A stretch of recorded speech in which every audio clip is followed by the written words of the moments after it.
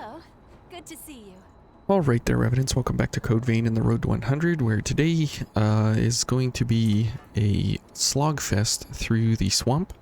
And the difficult part about this entire setup here is that we are going to be slow mobility. But the reality is that even if you are slow mobility, hopefully you can take advantage of that in some way by using a weapon or a gift or something of that sort, or different gifts, different combinations of gifts, or different tactics and methodologies to make sure that you are prepped in such a way to take advantage of either the weakness of the enemy or capitalize on what you do have in your arsenal. So the special benefit here of Queen's Throat is Ichor reduction, and this is a unique that cannot be mastered for this blood code only, and it is a -2 of any gift that you use while you are focused to the Ichor requirements. So this costs 5 Ichor, but if you are focused, it only costs 3 Ichor. So in the event that we do get focused, that will be an incredible Ichor saving mechanic.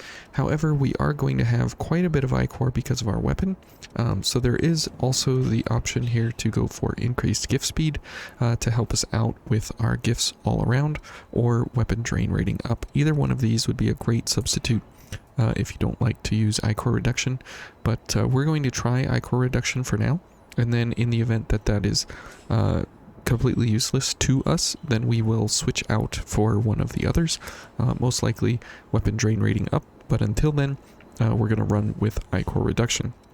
We are going to run with guard drain rating up, as this is a gift that is odd that it does not show up on the card here, but it is a plus 0.4 to your drain rating, and as we know, when you block you get a 1-for-1 Ichor per what the drain rating says. So if the drain rating is 1.3 on defensive structures there, then we will get 1.3 Ichor per block.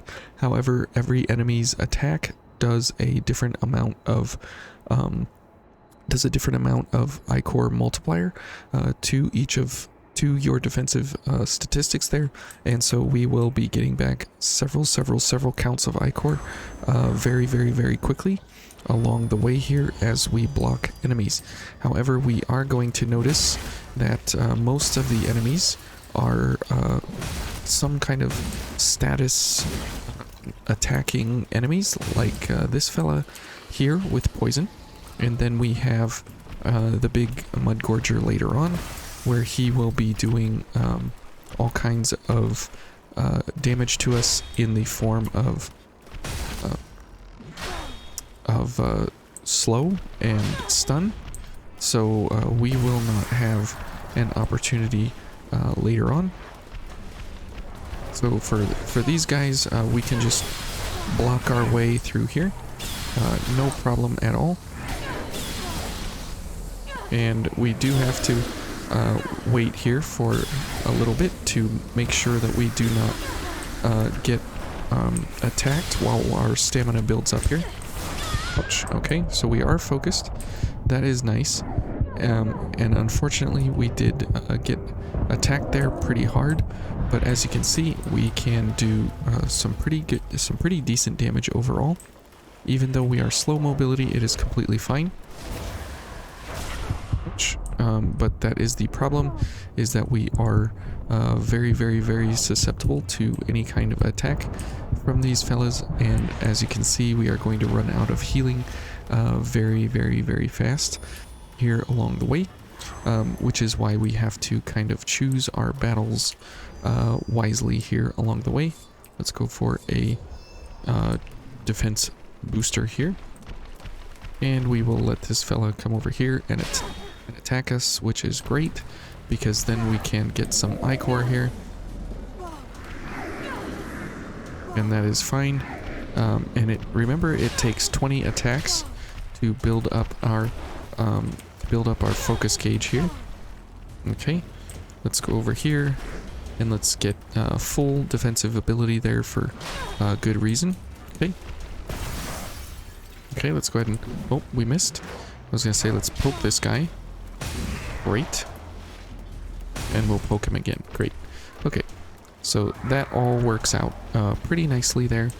It is very, very dangerous regardless of how you engage with these fellas, because most of the time you are constantly trying to dodge them, and you are slow in the water here in the bog anyways, and so it really doesn't matter if we are slow mobility along for the ride here, as it generates basically the same exact setup that we are running here with slow mobility, but we do get the benefit of having some pretty decent damage overall as we engage with these fellas here along the way.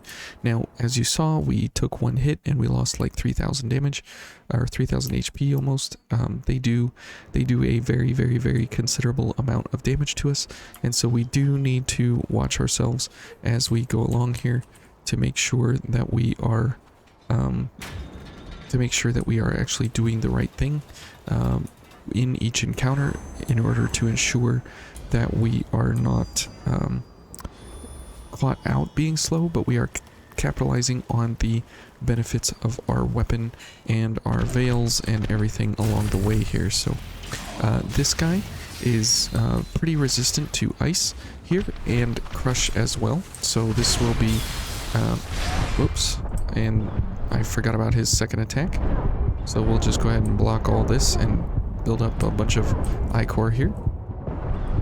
Okay, and we'll go for a couple backstabs here to make sure that our ichor count is doing well.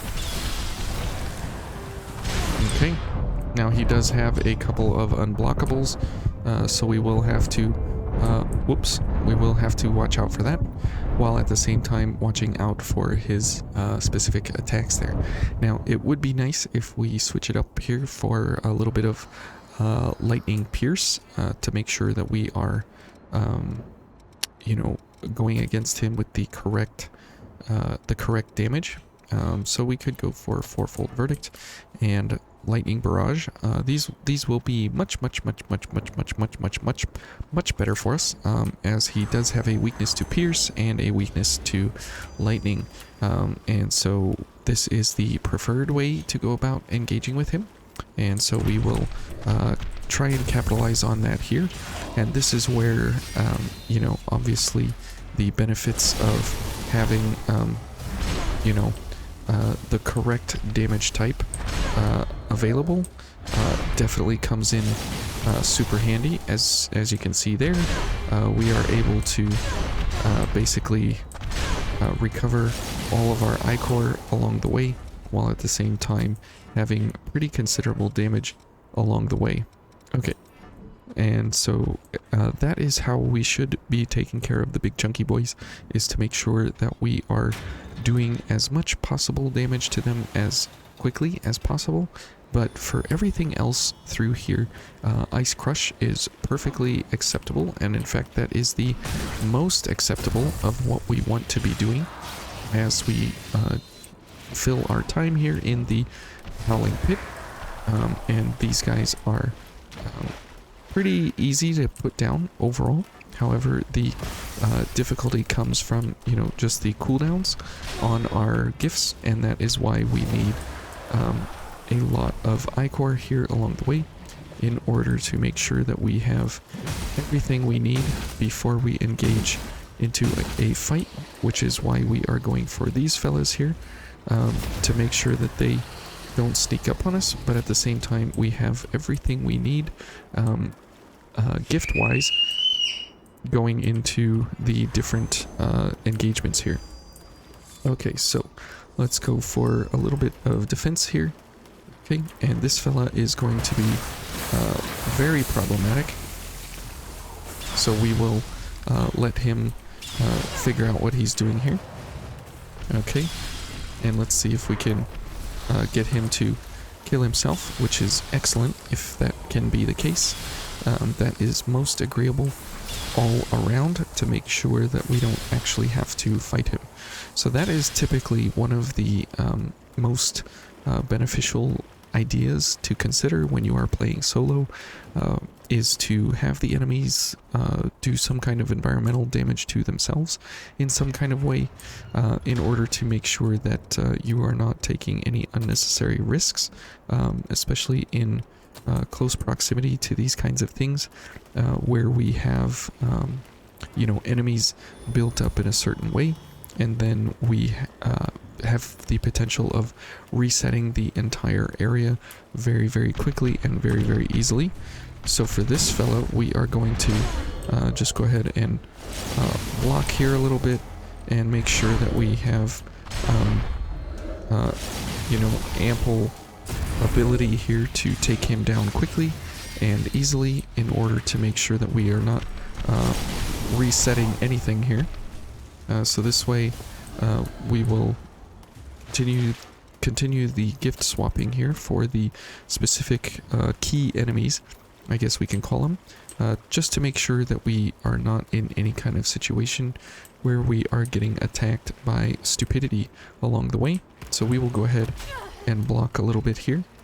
Go for a poke and a block. And a block. And it didn't kill itself yet. So maybe it will here. Okay, good. And again, making great use of the environment to make sure that we are staying alive with no real problems at all.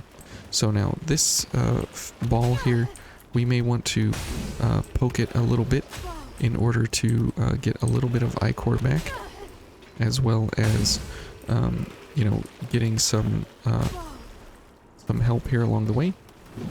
Okay, we missed it. I'm going to let it do what it does here.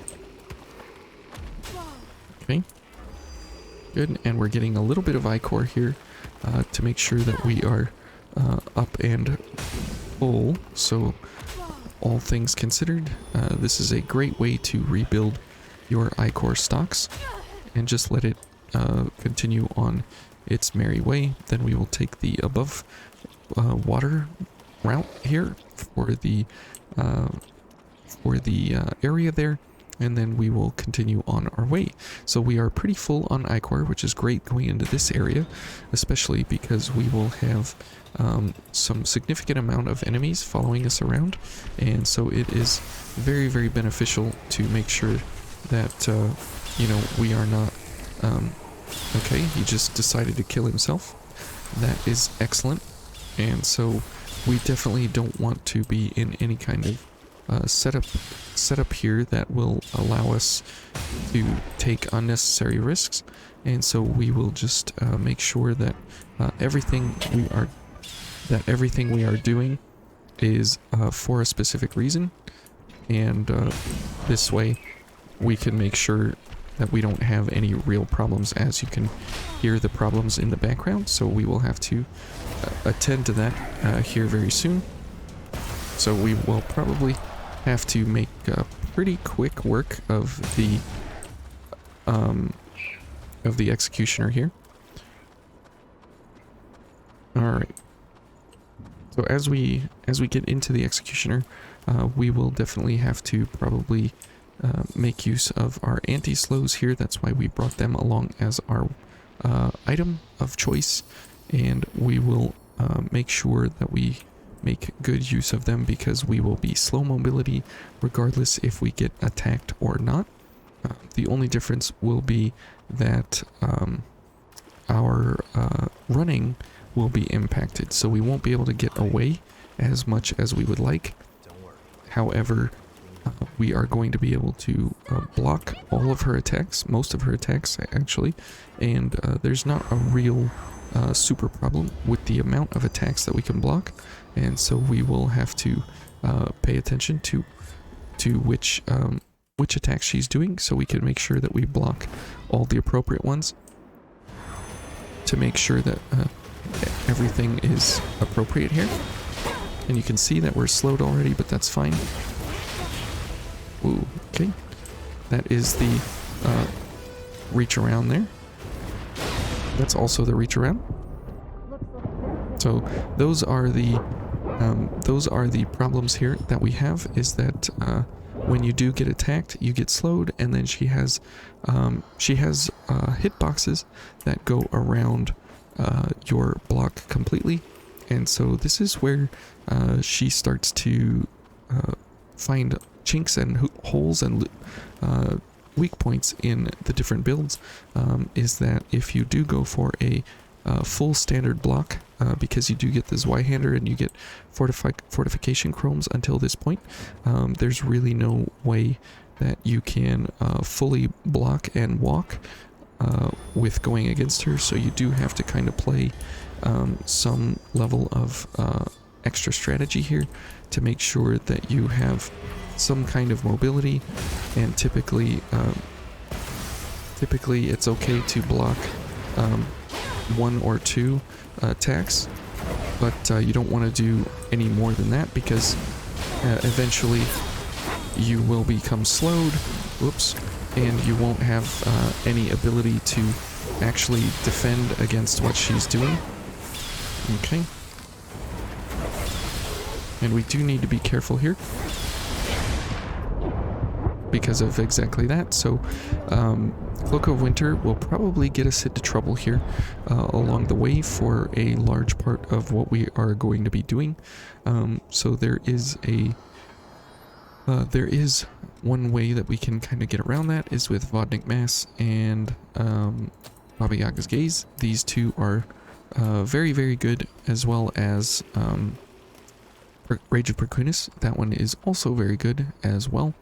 So these are big nuke style kind of attacks that we are going to go through here, and they are the big brother version of the roars that we had.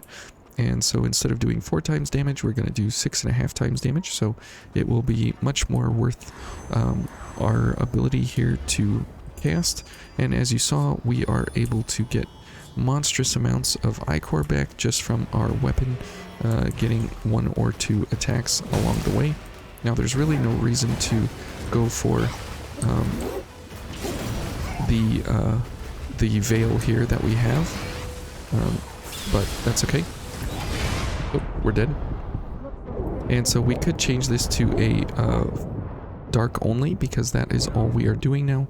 We don't have Cloak of Winter anymore, so there is no reason to go for this Blood Veil, and so we can go for this guy to get more damage while at the same time having more defense, and our mobility is no different. So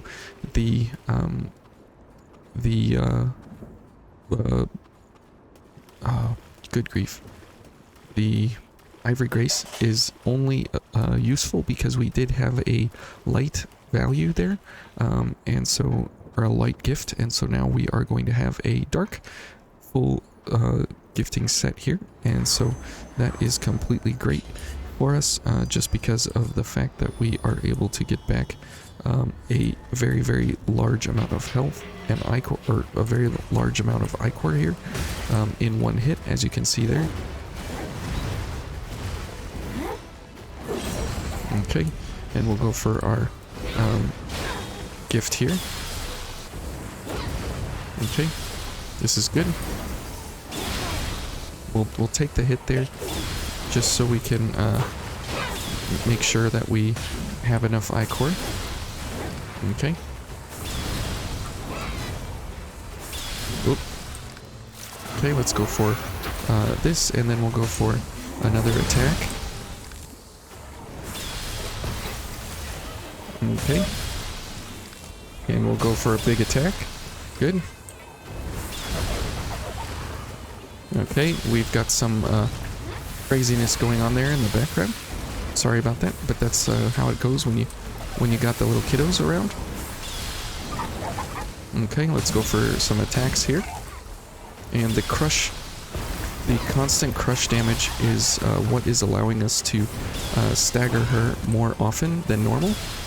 And so that is very, very beneficial. As you can see, super beneficial to have that constant crush damage running in the background there along the way. And it allows us for a great amount of stagger potential, because crush damage puts her on her tippy toes more often than not, and she does have very thin tippy toes, don't get me wrong. And so it helps us immensely in a lot of ways to make sure that we have, I mean, we staggered her twice out of a bunch of her moves, and we didn't get one of the spinny, twirly, throw the water balls everywhere. And so that was very good, and that was due to the constant crush damage that we are doing along the way. Now, if you don't have the big nukes from the Queen blood code, that is fine. You can go for the roars, and at that point in the game, you will have Blazing Roar and Sanguine Roar, so you can use those two, as those are not the best, but they are very good alternatives. So, anyways, pretty good setup here. Ichor reduction, absolutely not worth it for us at this point. Probably should have gone for increased gift speed to try and speed up in conjunction with gift prowess, these slower kind of gifts types, but overall, all things considered, it works out pretty well. Only taking 2 attempts there on the executioner definitely is nice, that we don't have to go through that for a very long period of time. However, Frost Turret definitely has its super benefits here in the executioner fight, just to make sure that you have constant crush hits out on her, and when she staggers you can hit with the weapon every now and then and get 10, 12, 15 ichor back on a single hit, which will keep you fueled up very nicely for all the gifts that you have going on. So anyways, thank you all for watching. I hope you have a great Wednesday, and just remember that we're going to be on a little bit of a delay here with streams and stuff these coming next weeks, because I'll be on vacation. So I will see you guys when I see you, but the road to 100 will continue, and you guys will be able to continue keeping up with this, and we'll see you guys when we see you. You guys take care and enjoy the builds. We'll see you.